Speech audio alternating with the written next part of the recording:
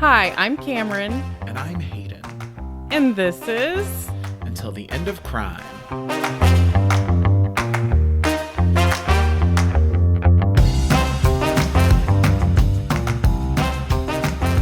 Happy 1 year anniversary, bestie. Yes, happy 1 year anniversary to you and to our listeners, especially our day one listeners. We've been doing this for a year as of yesterday. 365 days. I mean, longer than that, realistically, given the prep work for starting a podcast, but we've been in it for a minute. Yeah, we went from having 4 episodes pre-locked and loaded to release on July 18th, and then most of them since then have not been locked and loaded. Yeah, the rest is complicated herstory. Indeed.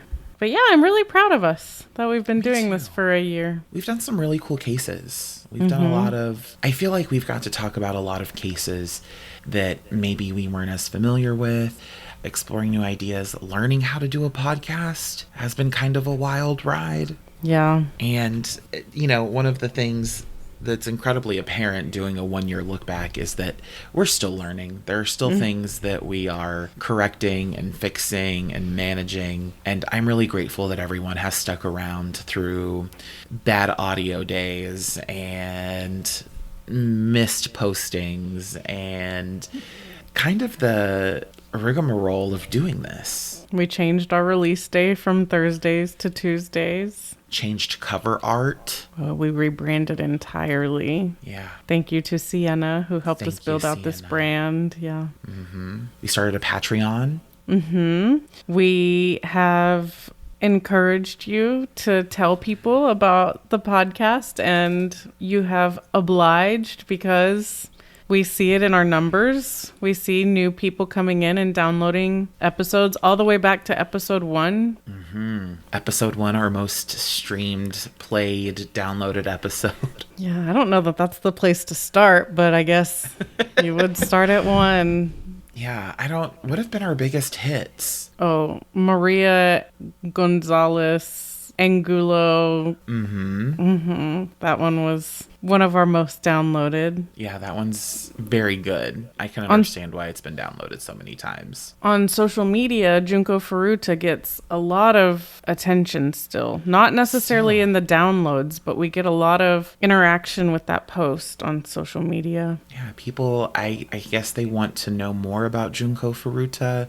It sounds like maybe something that they're searching and they happen to find our Instagram post. Yeah. The Harper family. Yes, the Harper family. Ray and Faye. They had a lot of downloads for a long time. The Harper family did really well because we had a lot of people from the area that it happened that had personal connections that commented on our social media accounts. That one did well on social media and downloads. I think Death at Lady Bird Lake has done pretty well. And Rachel Cook, our Texas cases, of course. I think that my favorite case that has happened over the last year has probably been your case over Mary Vincent. I think that it's really kind of been the unsung hero of the material we've covered since we started. I think a survivor story that's so powerful, it breeds hope. It fosters joy. Even though something terrible and traumatic happened to her, she's the picture of resilience. And I think that's still probably the coolest case that you've done. Missy Beavers. Missy did really well. And also I had people that I would see in person that used to go to her Camp Gladiator boot camps. If they weren't able to make a different one, they would end up at her early morning ones. And so to have somebody who had been in such close proximity to somebody that we covered was kind of crazy. We also got some weird YouTube comments on our Missy Beavers content. And we had somebody on YouTube ask me where I'm from. And I don't think that I've ever said that explicitly, although it's probably been by design to this point. But I was raised in Giddings, Texas. You know, I think that someone asked that with the railroad rider, Angel Resendez. Yes. So, man, we've covered a lot. Yeah. We've done, nearly 60 episodes because our first day we dropped 4. It's been a wild ride. It has. I'm glad to be on it with you. Yeah, me too. And our wonderful besties, our great listeners. There are some changes on the horizon for our podcast that we're super excited to share with you. So stay tuned for those announcements. Next week. Probably next week's episode. Probably. Unless we decide to randomly throw it in at the end of this episode. Stay tuned. Yeah, who knows what'll happen? I don't know. We hardly ever know what's going to happen. Without further ado, shall we dive in? Without further ado. No more ados here. Let's jump into it. And Cameron, what is Austin most famous for? Being the birthplace of me, I imagine. Fuck Matthew McConaughey. Who's that? Exactly. Fuck the University of Texas. Wow. Whoa. Fuck, what was it, Davy Crockett, or was it one of the other Alamo men who was so Austin-tied? What is Austin famous for? Being weird. Definitely being weird. Deaths at Lady Bird Lake. Whoa.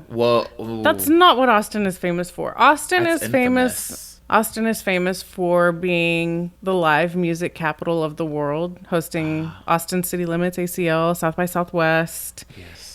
Known for its food, yes, it is known for wanting to keep things weird. Second Silicon Valley. The bats at Congress Bridge. What do you think it's infamous for? The deaths at Lady Bird Lake. Wait, I wasn't done. It's the state capital of Texas. Yeah, it is. I think it's infamous for the traffic. Ugh. I hate the traffic in Austin. I hate the one-way roads in Austin. I think there are a lot of things to love about Austin, and I would never badmouth Austin. I just fucking hate driving through Austin. Yeah. It was not built for the growth that it has seen. No, the infrastructure cannot handle. Also, I think that Greg Abbott spends a significant amount of time there, which is... You mean Hot Wheels? I'm not saying that. I'll say it. Yeah, you've got a dad who's a quadriplegic. Who collected Hot Wheels. Oh, no. That's not funny. It's funny. It is. Does he still collect them? I don't think he does actively collect them anymore. But when I was young, he had these big containers that all had individual slots for Hot Wheels. And so sometimes we would play with those. And yeah, I don't think it's an active thing anymore. I don't know when that fell off. Yeah, that is a really cool thing to collect. In this instance, I'm glad. I mean, they also call Abbott Sittler. Oh, no. I can't endorse ableist language, even though I do think he's awful. But I know that you're not endorsing ableist language, but I do feel like you have more of a foot to stand on. This is like when we get into the weeds of... foot to stand on. Oh my God. This is like when we get into the weeds of the LGBTQIA plus conversations and I'm like, I don't feel like I can say things. There you go. Ugh. All right. Infamous. Anything else you can think of why it's infamous? Infamous Austinites? No. Then I have a story for you. Listen, the case today is a case I had never heard of. Okay. Is this the guy that they think could also be... No. Okay. Mm-mm. This is an old story. This is like, I don't know if I've ever told a story this old. Well, isn't modern history. No, I know that. I mean, it's not like this one isn't. I don't know what's considered modern or not, but this is from the 1960s. Oh, I think that would be considered modern. It's within the last century. Yeah. I mean, I guess Ray and Faye Copeland was kind of in that time period. But I didn't know this was a thing that happened. But I feel like you probably know about it. Well, maybe once we get talking. I don't tend to dwell on the negative things about Austin. I've always really liked Austin. I know. You've got Austin blinders. Well, I mean, I really like Austin and I really like London, and I wonder if it's because each of my maternal grandparents was respectively from those places. Heritage. lineage, Capital ancestral cities. knowledge. Yeah. On August 1st, 1966, 11:48 a.m. Oh. On the campus of the University of Texas in Austin, the sky is blue, the sun is punishing, and a single shot has just cracked the summer air. On the ground, people think it's a firecracker or a construction noise. They're wrong. From 231 feet up, on the observation deck of the iconic UT Tower, a man has just begun a siege that will last for a decimating 96 minutes. No one knows it yet, but America is about to lose its innocence. America? Yes. Yes, you want to know why? This is the first live televised, live update mass shooting, mass school shooting in the United States. I'm familiar with this. If you had asked me about Infamous at UT Austin... I did try to give you hints when I said the University of Texas. Yes, it was a hint. It felt like it was not a hint. It felt like you were saying that the University of Texas was not good. Oh, no, I would never say that. That's where I always wanted to go to school and I never did. So, no, I would never think that. Never say that. Yeah, hook 'em. The story I'm telling you today is really a watershed moment in American history. Before Columbine, before Virginia Tech, before the term active shooter had entered the American lexicon, there was the tower. The University of Texas at Austin's main building, with its 307-foot clock tower, was a symbol of aspiration, the heart of the campus. In my first week at UT, one of my professors made a comment about how the iconic symbol of the university is this phallic building in the middle of the campus.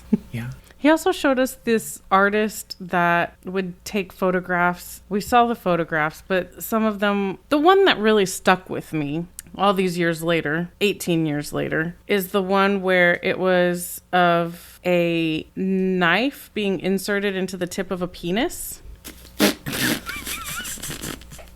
That sounds terrifying. Yeah, there was like this series where different objects were being inserted into the tips of penises. And the knife one really... Was this? It was actually... Phallic Imagery 101? No, it was a...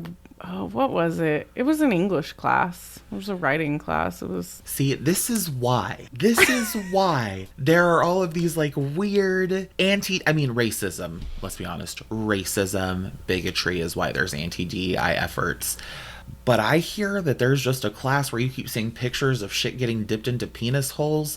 I have questions. Not keep. It was just, like, one lesson. But it was pretty impactful. One lesson feels like a lot. We met 4 times a week. 4 times a week. I guess you have to fill the time with penis. I'll see if I can find the image. I'll add it to our social media. Can you see if you can find who this professor was? What the course name was? I think his name was Noah. Is there a syllabus? I think his name was Noah. I would love to see the syllabus. Does it say violent cockshots day 3? What? That's so wild. No, I think it just had the artist's name. Okay. That makes sense. Okay. I'm sorry. Where were you going with that? Well, you were talking about the iconic tower, and I was telling you that my professor, clearly he was one who liked the fact, he was young. He was probably like a TA or something. He probably wasn't full-blown professorship at that point, if he ever attained that. But it's very clear to me that he liked the shock value of talking to a room of 18-year-olds. He also could have had a perverted element to it. Who knows? Psychosexual. Okay. I mean, we had to write 3 papers in that class. One of the papers that I had to write was Justify Your Life. That was the prompt. Work. And clearly I did an okay job because I wasn't murdered on spot. We had to read it aloud as well. Wow, that feels like a humiliation ritual. One girl talked about how she was a lifeguard and she had saved somebody's life. I just remember that I started it off by talking about the combined cost of all of the different like elements that make up a body broken down into just like the elements, and it was like $7.38 or something. Yeah. Okay. Love what they're doing at UT. Love what they're doing at the University of Texas at Austin. It may have changed. That was 18 years ago. That's crazy. That it was that long ago? Yeah, that's exactly what I meant. Okay. So, this symbol of aspiration, the heart of the campus, but on August 1st, 1966. Big aspirations, if you ask Noah. All right, I'm sorry.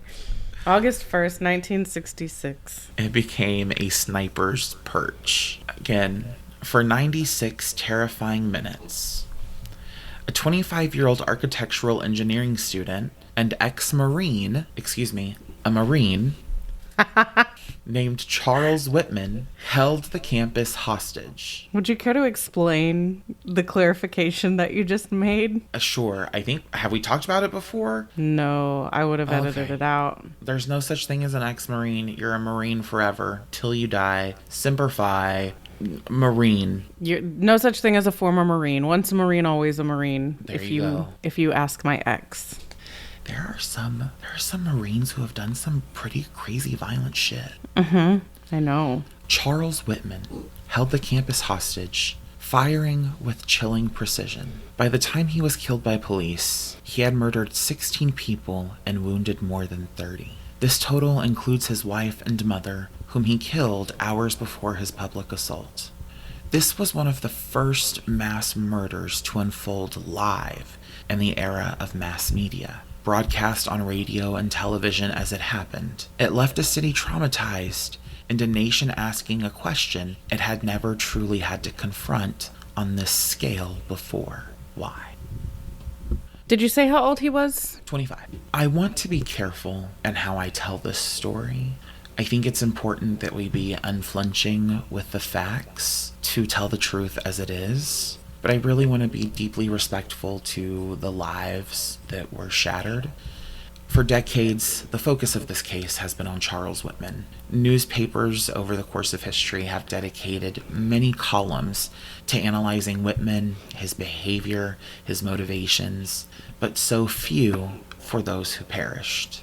I'm going to try to correct that imbalance as much as I can. So we are actually going to start talking about the peoples whose lives were stolen. Whitman's victims were students, teachers, parents, children, and visitors to the campus of the University of Texas, each with a full and complex life. Feedback just went up crazy on my end. I'm hearing a ton of static. Yeah. And I can hear myself echoing again. I don't know. I want to begin with 18-year-old Claire Wilson. Claire Wilson was an incoming freshman. She was 18 months pregnant, walking across the sun-baked concrete of the South Mall with her boyfriend, 18-year-old Thomas Eckman. Sorry, did you say she was 18 months pregnant? 18 years old, 8 months pregnant. Okay. And then So her I was like, boyfriend... that's not a human gestation period. No, it is not. Maybe an elephant. And her boyfriend, Thomas Eckman, was also 18. They had just finished an anthropology class, and they were heading to put a nickel in their parking meter.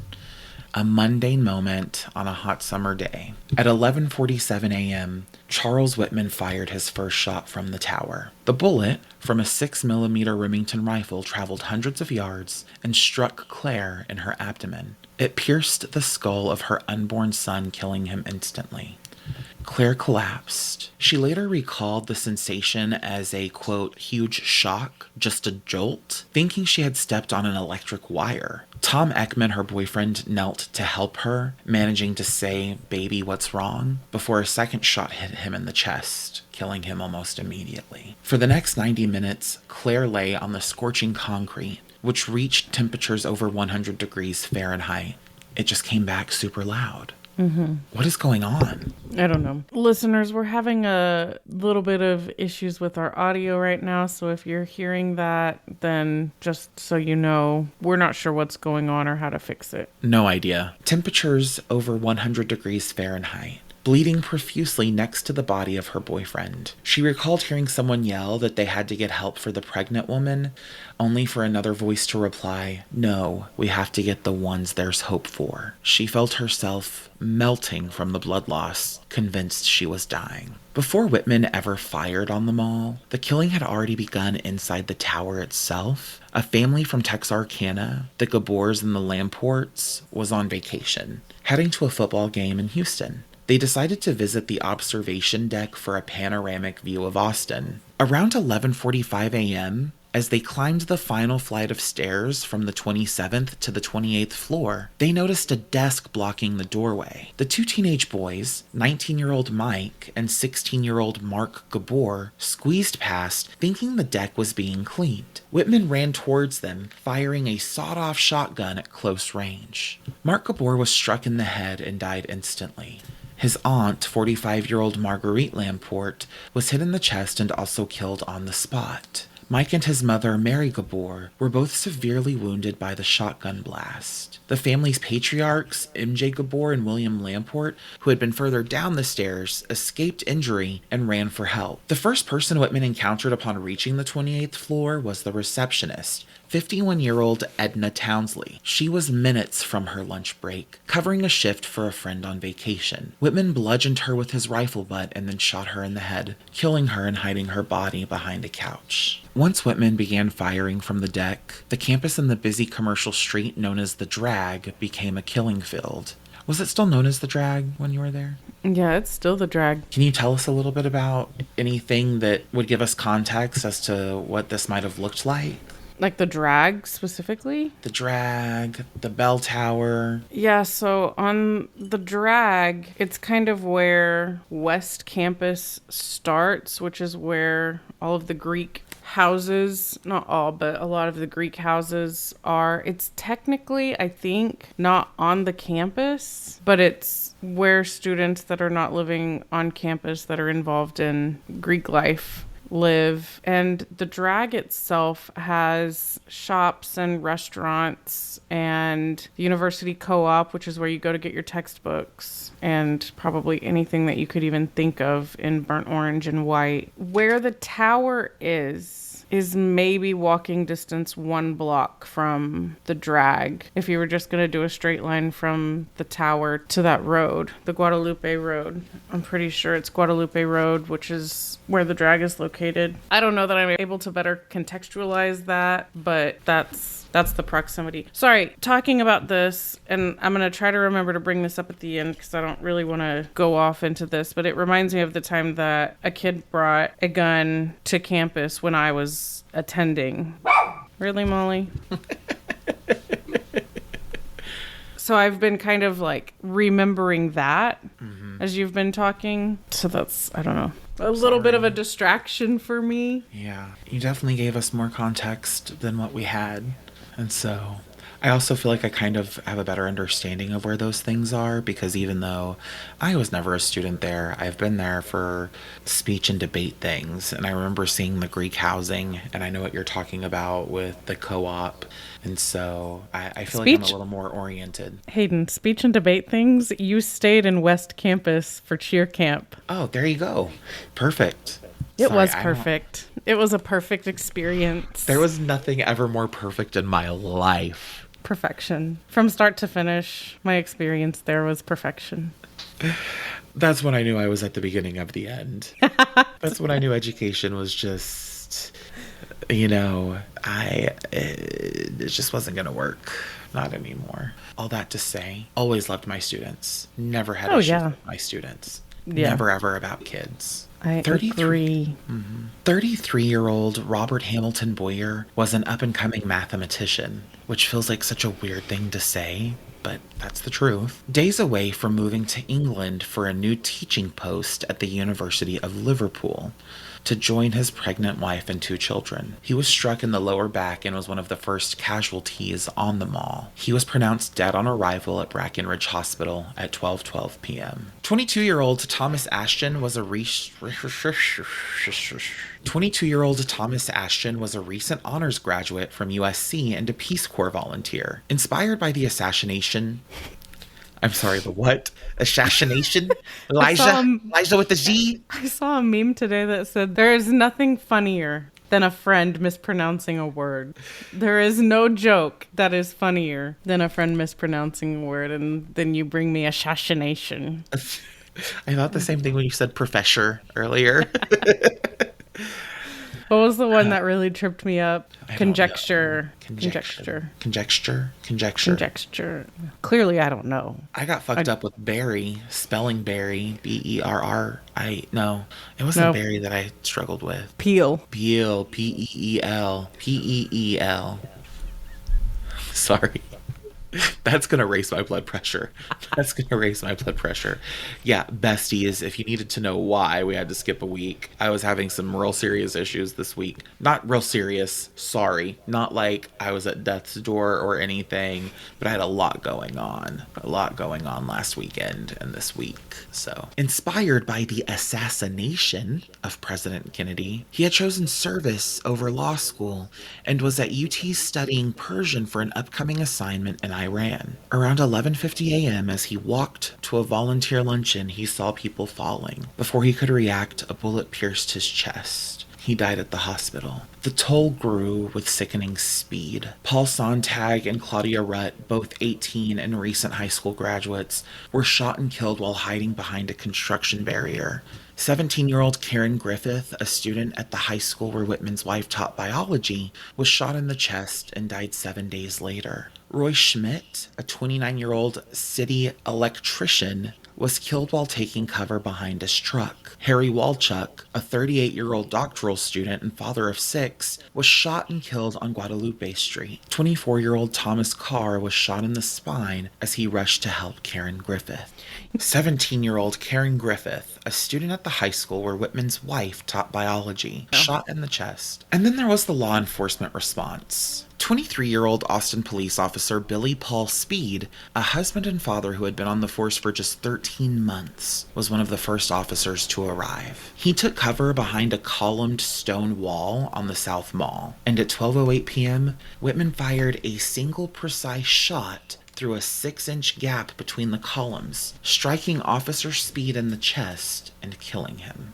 This list does unfortunately go on.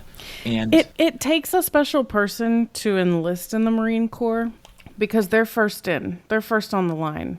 So they have to be able to be precise with their shooting. And, I mean, I've heard many true crime cases involving a Marine being the person who is committing the crimes. But on the flip side, there's a case that I've researched extensively that I haven't written up yet where the victim was a Marine. And I believe another one of my favorite episodes, another Harper family, I guess, wasn't it? Kelly Harper and Travis. man, that diva, she was working hard. Wasn't he enlisted in the Marine Corps? Yes, I believe so. Yeah. So sometimes they're the victims as well. Oh, sure. The list goes on. The wounded included dozens more. People like David Gunby, whose kidney injuries would lead him to end his dialysis treatments and his life 35 years later. His death actually officially was ruled a homicide. And of course, my sound is going crazy again. Okay. And of course, there were the two people that Whitman killed before he ever reached the tower. His 23-year-old wife, Kathy, and his 43-year-old mother, Margaret.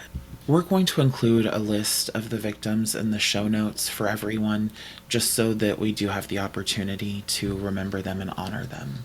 It is an incredibly somber roll call, a testament to the fact that behind every mass violence act, there are individual stories of profound loss. The violence of the tower didn't start on August 1st. It actually began the night before, in the mind of Charles Whitman and in two quiet Austin residences. To trace the path to the top of the tower is to witness a really kind of chilling paradox. A man meticulously planning an act he claimed that he could not rationally understand. On the evening of July 31st, at roughly 6:45 p.m., Charles Whitman sat at his typewriter. He began to compose a suicide note that would become a central piece of evidence in the effort to understand him. He typed, "I do not really understand myself these days. I'm supposed to be an average, reasonable, and intelligent young man. However, lately, I cannot recall when it started, I have been a victim of many unusual and irrational thoughts." In the same letter, he laid out his intentions with cold clarity. He planned to kill his wife, Kathy, writing, "I don't want her to have to face the embarrassment my actions would surely cause her. I truly do not consider this world worth living in, and am prepared to die, and I do not want to leave her to suffer alone in it." He then added, "Similar reasons provoked me to take my mother's life." The note reveals a man who is both lucid in his planning and, by his own admission, lost in his own mind. Okay, can you hear me? Mm-hmm. Is this any better quality? Yeah. I just changed chords to what I think is a better chord, so I hope that improves its performance. Mm-hmm. Shortly after midnight, at approximately 12:30 a.m., August 1st, Whitman drove to his mother Margaret's apartment on Guadalupe Street. There he attacked her, stabbing her to death with a bayonet before placing her body on her bed and covering it with sheets. He then pinned a second note on a yellow legal pad, which he left beside her body. In it, he professed his love for her, but also detailed the intense hatred he felt for his father due to the years of physical and emotional abuse he had inflicted upon her. He returned to his own small house on Jewel Street at approximately 3 a.m. And while his wife Kathy slept, he stabbed her 5 times in the chest, piercing her heart and killing her. He then returned to his typewritten note, adding a final, largely ineligible handwritten section. In his writings, he asked that an autopsy be performed on him to search for a, quote, visible physical disorder, and requested that if his life insurance policy was valid, the proceeds should be used to pay his debts, with the remainder donated anonymously to a mental health foundation so that maybe research could help prevent tragedies of this type. What thoughts are you having? I guess my thoughts are, if you're that concerned about preventing something like this from happening, and you think that the answer is to put resources into mental health research, why not seek mental health help and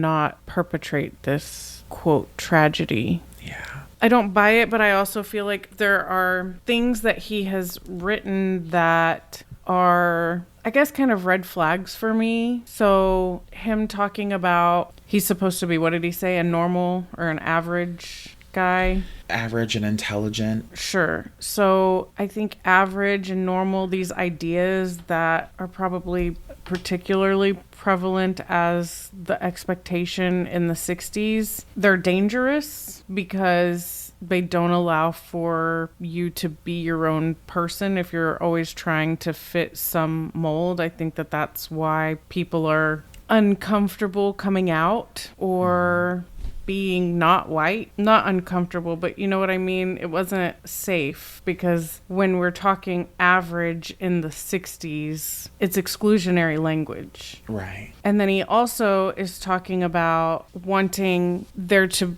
be a physical abnormality that they find for him, which is dangerous because mental health is not something that you see. And that's an issue that is still prevalent in 2025. People don't take things that they can't see seriously when it comes to health issues. Well, I guess that's not true. If I said I had cancer, they would probably take that more seriously than if I said that I had high anxiety that incapacitated me from being able to do certain things. So I know he's a product of the time, but those are things that I think are still dangerous today because of, I mean, not to say this, but just the way that people process and receive those things. I think you're absolutely right. The one thing I would add is that in the 1960s, it's not like we had a firm grasp on mental health. I think we are slowly edging our way to being more and more competent when it comes to mental health treatment.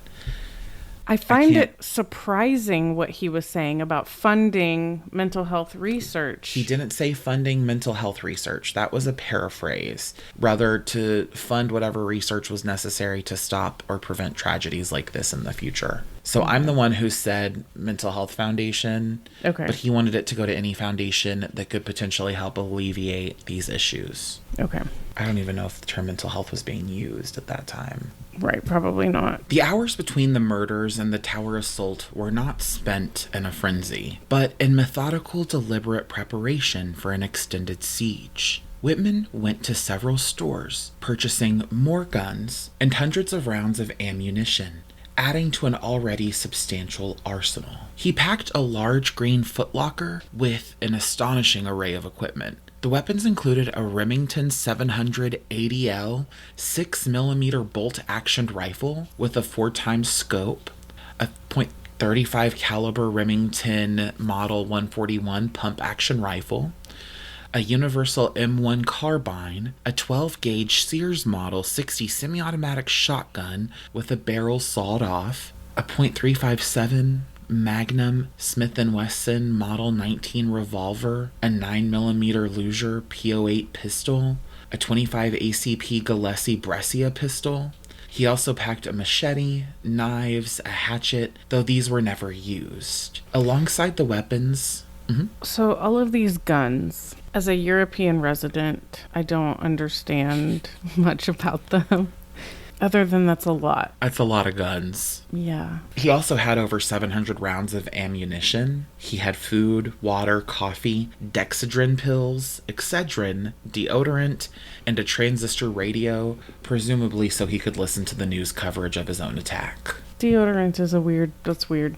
It is a little odd. At around 11:30 a.m. on August 1st, dressed in blue overalls to pass as a maintenance worker, Whitman wheeled the heavy footlocker on a two-wheeled dolly into the University of Texas main building. He took the elevator to the 27th floor, the highest it would go, and then he hauled his gear up the final 3 flights of stairs to the 28th floor reception area. It was here at approximately 11:45 a.m. that the public phase of his massacre began. Again, he attacked and killed receptionist Edna Townsley, barricaded the door to the stairs with a desk before ambushing the Gabour and Lamport family. At 11:48, when Whitman stepped onto the observation deck with a vantage point of 231 feet above the ground, he began firing. He fired approximately 150 rounds using his Marine sharpshooter training to hit targets as far as 500 yards away. The campus and the surrounding sheets became a war zone. He used the narrow rain spouts built into the deck's walls as gun ports, which effectively shielded him from return fire that would soon come from below. The Austin Police Department received the first call about the shooting at 11:52 a.m., 4 minutes after the first shot, and the siege of the UT Tower had begun, and it would not end until 1:24 when Whitman was killed. Kind of like you were saying earlier, the meticulousness of the planning that he completed is a really stark contrast to the irrationality he described in his own notes. He was organized to create a mobile arsenal, a survival kit, yet claimed he was a victim of his thoughts that he couldn't control. In 1966, the concept of an active shooter did not exist in the law enforcement lexicon. The Austin Police Department, like most departments... Not like it does now. Definitely not. Like most departments in the country, APD had no plan. They had no specialized training. There was no protocol for events like this. The University of Texas itself had no commissioned police force. Its security division, known as T and SS, consisted of unarmed guards who could do little more than lock down buildings and call for help. The response was immediately crippled by a catastrophic failure of communication and command. APD radio coverage was inconsistent, and the few walkie-talkies available were insufficient for the scores of officers responding from multiple agencies, including the APD, the Travis County Sheriff's Office, and the Texas Department of Public Safety. Phone lines were quickly overwhelmed. There was no central command post established on site.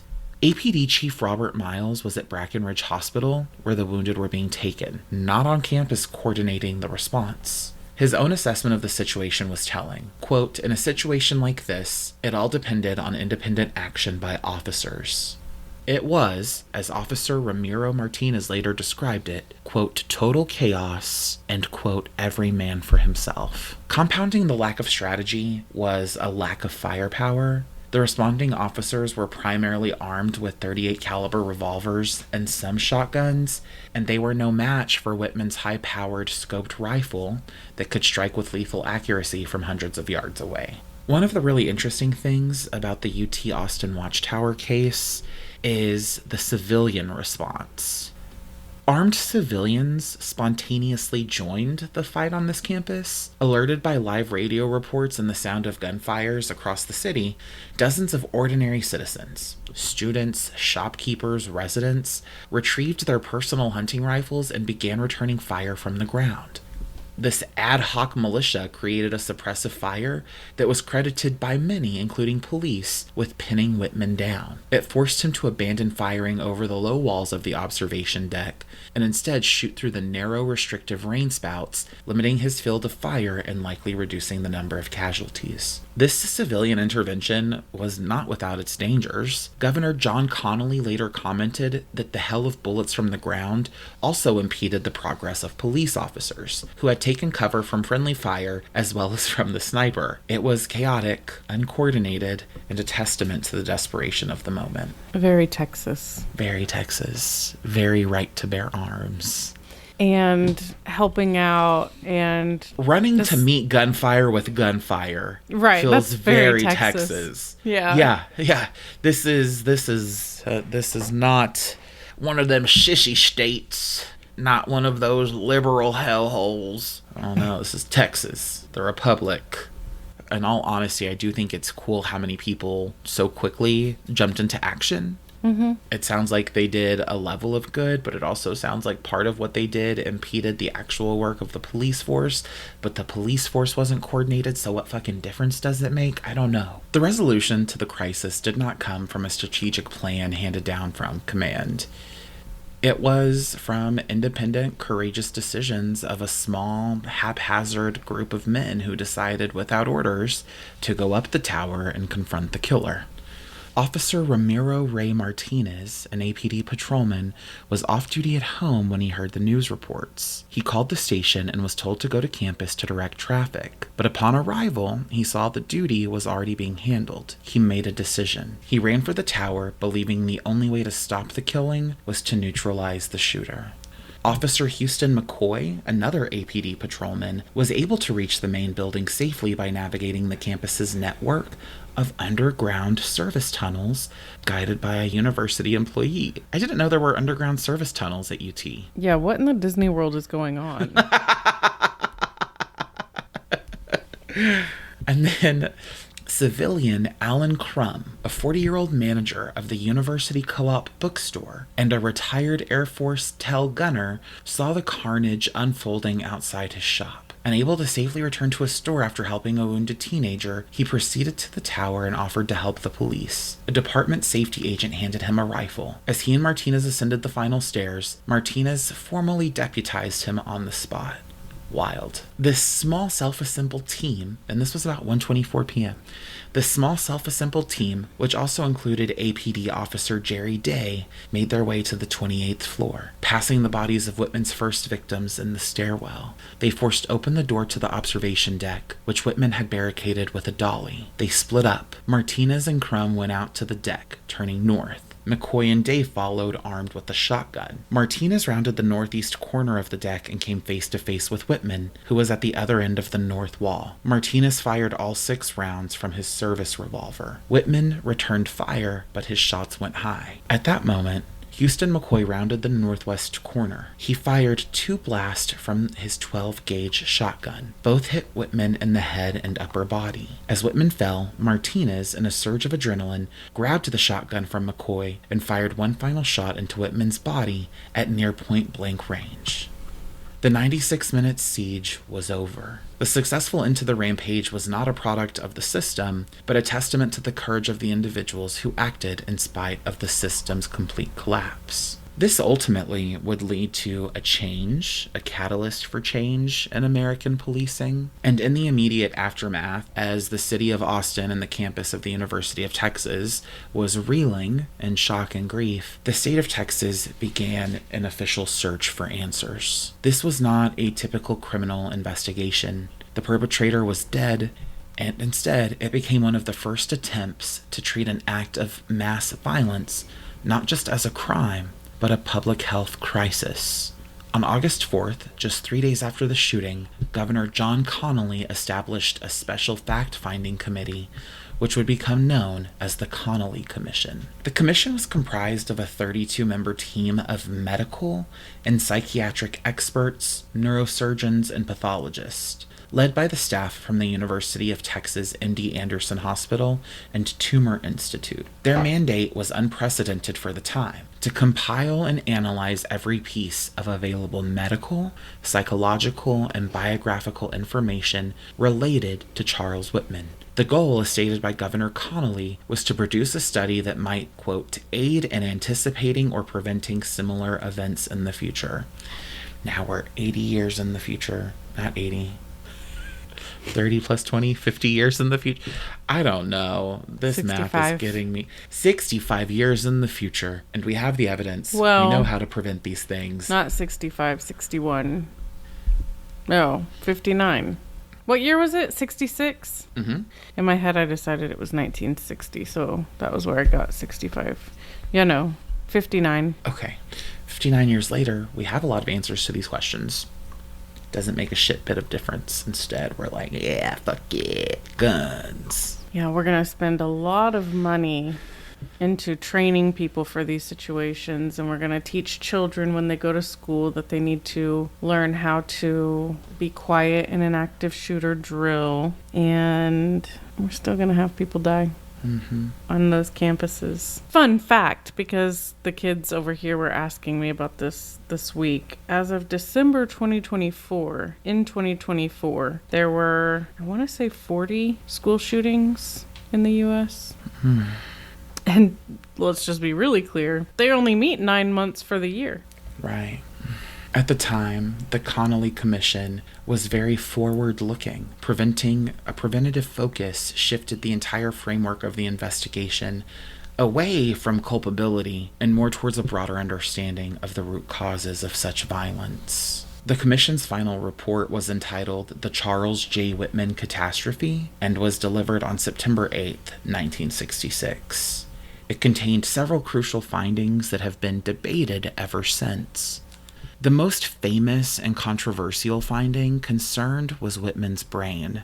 The initial autopsy had identified a small tumor, an astrocytoma, but concluded that it had not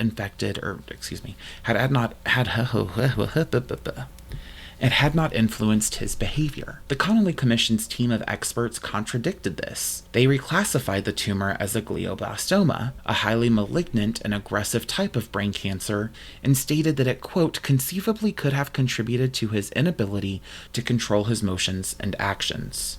They noted its location could have put pressure on the amygdala, which is a key brain region for emotional regulation. Lacking a recent psychiatric eval for Whitman, he had only one session with a campus psychiatrist months earlier. The commission stated it was impossible to make a formal psychiatric diagnosis. However, based on Whitman's own writings, they concluded that he was, quote, living under conditions of increasing personal stress, experienced, quote, profound personal dissatisfactions, and was, quote, prone to impulsive actions and a loss of control. The commission also investigated his use of dexedrine and amphetamine. They noted he took the stimulant drugs to keep him up with his studies, which likely led to a, quote, decrease in clarity of thinking. However, they ultimately found, quote, no evidence of acute or chronic drug toxicity on the day of the shooting itself. The Connolly Commission made a few really groundbreaking recommendations, things that were really recommended for systemic change.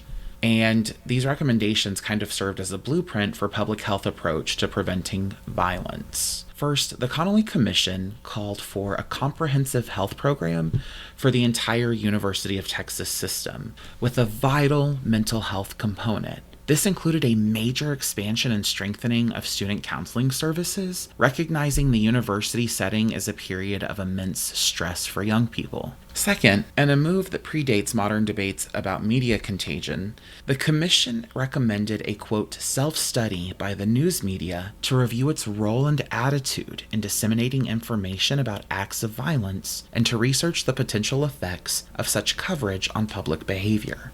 Third, they addressed Whitman's military background, suggesting a, quote, relearning process for combat-trained military personnel. The goal was to, quote, de-emphasize in their minds those hostile acts taught as laudatory in a time of war. A stunning early acknowledgement of the potential psychological toll of combat training on veterans returning to civilian life, something we still don't address enough. The Connolly Commission, therefore, was far more than an investigative report on a single crime. It was one of the first official documents in American history to frame mass violence as a complex problem rooted in intersecting issues of physical health, mental health, media influence, and social integration. There are still lots of theories about what led to Whitman's actions. For the last several decades, experts have been trying to understand why Charles Whitman would have committed the acts he did. There is conversation back and forth about the brain tumor, the biological imperative for him to commit this heinous act. If it was truly a glioblastoma, a highly malignant type of tumor, it would make sense that his ability to think would be altered. Neuroscientists like David Eagleman and Michael Koenigs have argued that such a lesion could have profoundly affected Whitman's mental state. It may not have initiated a psychotic rage, but it could have tweaked his personality to be more aggressive or less empathetic, meaning it would be very difficult for him to control his impulses. Other experts, like Gary Laverne and Professor N. Bradley Kill, point to Whitman's highly organized and methodical actions over the 48-hour period as evidence of rational thought, not a brain tumor-induced seizure or uncontrollable rage. What seems more likely, or did you have anything to add or say? I don't know that I have a lot to add to this, because the only thing that I'm going to add is the same thing that hundreds of thousands of people would add to this, and it's that sitting around and arguing about whether or not this was a tumor or lack of proper reintegration to civilian life, or whatever they're touting as the possibilities for him committing this mass murder. The only real way that it would be prevented would be if he wasn't able to have access to all of these weapons in the quantities that he had them in. And to your point, it's been nearly 6 decades since this happened, and nothing about that has changed except for the guns have become more sophisticated and they can take out more people in a shorter period of time. So I don't have a ton to add to this. At the end, I can add my anecdote about the time that I went to this campus and there was a guy on campus with a gun. But other than that, I mean, there's no way to know because he's dead. Right. So sitting around and debating it rather than debating what you should be debating. It sounds like UT was like, okay, we're going to take measures to address mental health for students in particular, but it doesn't even feel like it's not a bad thing. That's not a bad thing at all, but it doesn't feel like it's really related to his situation. Like they're saying, yes, it's a stressful time to move away from home and to go here and study and learn and, advance your education, but also learn how to navigate life as an adult on your own. But I don't think that was what he was necessarily struggling with. The minutia of what motivated this one person and that being a focal point versus the grander scheme, right? The larger context of the situation in our society. I think physical maladies can cause a lot of issues. I think it's a delicate balance, right? To what degree do you remove autonomy, the ability to access weapons or guns or what have you, compared with emotional instability and the ability to take a life? When we're talking about Charles Whitman specifically, we know that he was the victim of profound trauma. His father, C.A. Whitman, was both a successful plumber and really good at beating his wife and children. In his suicide note, Charles described feeling towards his father intense hatred beyond description. And that rage wasn't just historical. It was an active force in his life. In his one and only session with the campus psychiatrist, Dr. Maurice Heatley in March of 1966, Whitman admitted that he was, quote, oozing with hostility and confessed to having overwhelming violent impulses, including a specific fantasy of, quote, going up on the tower with a deer rifle and start shooting people. He also admitted to a self-loathing over the fact that he had begun to replicate his father's behavior by striking his own wife on 2 occasions. Some experts, like psychiatrist Stuart Brown, have pointed to something called play deprivation theory, suggesting that Whitman's oppressive upbringing prevented him from developing healthy emotional regulation and problem-solving skills. We could probably cite this for most men in America, really. Well, and that's kind of the primary weakness of this theory, is that while it is tragic, abusive childhoods are common. That doesn't mean that every single one of them results in mass murder or murder in general. Mm-hmm. I think it further strengthens and articulates your point. Our conversation has to be something broader than Charles Whitman. In the wake of this tragedy, police departments across the U.S. were forced to confront their own unpreparedness for this type of violence. The UT Tower shooting is widely cited as the direct impetus for the creation of the first Special Weapons and Tactics, or SWAT teams. The Los Angeles PD was among the first to develop these specialized units, designed to handle exactly the kind of high-risk, barricaded suspect situations that had paralyzed Austin. The very concept of a tactical rapid response team was born from the ashes of that day. We will throw billions of dollars into creating a new force that's going to react rather than be proactive. Mm-hmm. Yeah. Closer to home, the Texas legislature passed a bill in 1967 authorizing the creation of commissioned police forces for institutions of higher ed. The University of Texas Police Department was formed the following year, a direct outcome of the tragedy. The commission's call for a comprehensive and proactive approach to student wellness was heeded by the University of Texas, and in the aftermath, UT Austin established a new, robust counseling and mental health center, which included the nation's first 24-hour telephone counseling service for students, a pioneering effort to provide accessible support. This shift from a reactive, quote, mental hygiene clinic to a proactive public health-oriented counseling center became a model for universities nationwide, changing the landscape of student support services forever.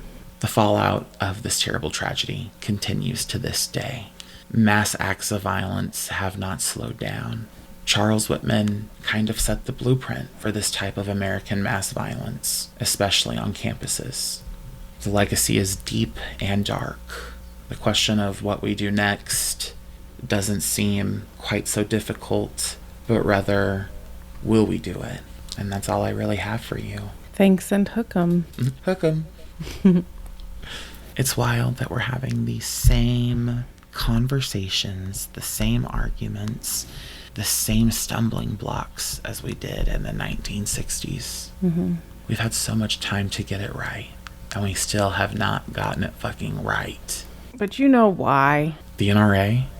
I mean, that's part of it. But also, it's similar to me how people pick and choose parts of the Bible, mm-hmm. or things get added to the Bible, and mm-hmm. then that's the hill that people choose to die on. In the 1700s, with the direct threat of England coming to America and going door to door and taking over the country, the newly formed country, a bunch of men who have far less education than probably the majority of people today, if they went all the way through high school, decided that they were going to include this Second Amendment based on guns that were created in the 1700s. Mm-hmm. And people are hanging their hat on that when the law hasn't been updated in over 200 years, but the guns sure have. Mm-hmm. And the destruction sure has. And school shootings in America date back to the 1800s, but the number of people lost is larger consistently now than it was back then. Right. But again, we're reactive, not proactive. That's all I have. That's it. Let's do wrap we this want bitch to up. talk a little bit about our vision for this next phase of the podcast's life? No, we'll tell them next week. All right, you heard it here, besties. I was gonna tell Sorry, you, guys, we'll but tell you Hayden next said week. no. Hayden said absolutely not. Well, I really have to poop again. If you think I'm cutting that, I'm not. Don't leave it. That's fine. Okay. A complete list of sources and any links can be found in the show notes. And that's all we've got for this episode. If you enjoyed listening and want to hear more, subscribe, give us a 5-star rating, and leave a review. Make sure that you recommend us to a friend. That helps us out so much. And if you are able and willing to help us produce this podcast, sign up for our Patreon. Becoming a supportive bestie on Patreon is as easy as pledging $2 a month. That link is listed in the show notes. Make sure you're following us at End of Crime Pod on Instagram. Our email address is endofcrimepod@gmail.com, so feel free to reach out with questions or episode suggestions. Thank you for listening. Until the next crime.